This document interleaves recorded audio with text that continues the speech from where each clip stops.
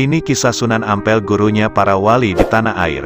Para wali adalah orang-orang soleh yang berjasa menyebarkan ajaran agama Islam di Indonesia, terutama di tanah Jawa. Nah, adik-adik, salah satu dari para wali yang berjasa menyebarkan agama Islam di Indonesia itu adalah Sunan Ampel, atau nama lengkapnya adalah Raden Rahmatullah atau biasa dipanggil Raden Rahmat. Menurut buku berjudul Sunan Ampel yang ditulis Nabila Anwar, dikisahkan ketika itu kerajaan Majapahit kondisinya sedang kacau. Banyak pejabat kerajaan yang tidak jujur. Tidak hanya itu, waktu itu banyak juga rakyat yang melakukan tindakan tidak terpuji. Kondisi tersebut membuat Raja Majapahit ketika itu, Prabu Kertawijaya, sedih. Raja Majapahit sedih karena kalau kondisi kacau itu dibiarkan saja, kondisi kerajaan Majapahit akan semakin mengkhawatirkan. Maka kemudian, permaisuri Raja Majapahit yang bernama Ratu Dwarawati mengusulkan agar mengundang keponakannya ke Majapahit untuk memperbaiki akhlak warga dan pejabat.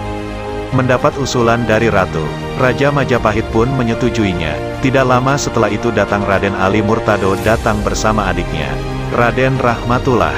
Raden Ali Murtado dan Raden Rahmatullah tidak lain adalah keponakan dari Ratu Majapahit. Sampai kemudian, Raja Majapahit sangat kagum dengan sikap dan kecerdasan keponakan permaisurinya. Raden Ali Murtado yang sangat pandai dalam berdagang oleh Raja Majapahit kemudian diangkat menjadi Syah Bandar, sementara Raden Rahmat yang cerdas dan saleh ditugaskan untuk memperbaiki akhlak warga dan pejabat. Awalnya Raden Rahmat ragu dapat menyelesaikan tugas berat itu. Namun ia yakin pertolongan Allah pasti datang kepada orang-orang yang berniat mengajak pada kebaikan. Maka Raja Majapahit pun memberikan sebidang tanah di Ampel Denta untuk ditempati Raden Rahmat dan pengikutnya. Raden Rahmat dan pengikutnya bekerja sama membuat masjid dan pesantren di Ampel Denta. Nah, Raden Rahmat kemudian dikenal dengan nama Sunan Ampel. Di pesantrennya, Sunan Ampel mengajarkan Islam kepada semua lapisan masyarakat. Ia menganjurkan untuk tidak mencuri, bersikap jujur, pantang menyerah, dan tidak menyakiti orang lain. Banyak rakyat yang mengikuti ajaran Sunan Ampel.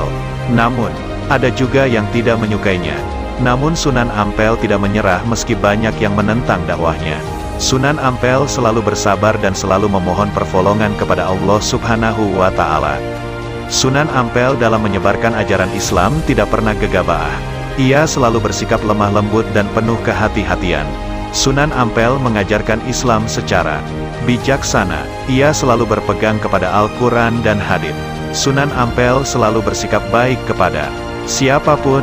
Berkat kesabaran Sunan Ampel dalam berdakwah, lambat laun kejahatan semakin berkurang.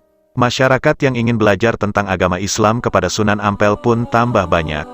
Sampai kemudian, pesantren yang didirikan Sunan Ampel jadi pusat dakwah Islam. Banyak kemudian murid-murid dari Sunan Ampel yang mengikuti jejaknya jadi penyebar agama Islam. Ya, Sunan Ampel banyak melahirkan murid-murid yang kemudian akan jadi wali di Pulau Jawa. Di antara murid-murid Sunan Ampel adalah Raden Patah yang kemudian menjadi Raja Demak, Sunan Giri, Sunan Bonang, Sunan Kalijaga, dan lain-lain.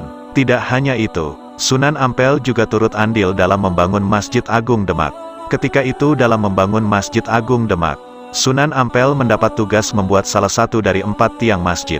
Lalu, ketika Syekh Maulana Sunan Gresik wafat, Sunan Ampel diangkat menjadi sesepuh wali sanga atau mufti, pemimpin agama Islam se-Jawa. Itulah kisah dari Sunan Ampel, penyebar agama Islam yang lembut hati dan bijaksana.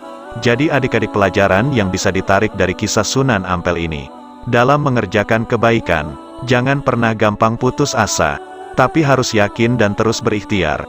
Harus yakin, karena Allah Subhanahu wa Ta'ala akan selalu merindui setiap perbuatan baik yang dilakukan. Allah Subhanahu wa Ta'ala sangat senang kepada umatnya yang selalu sabar dan ikhlas dalam berikhtiar untuk kebaikan.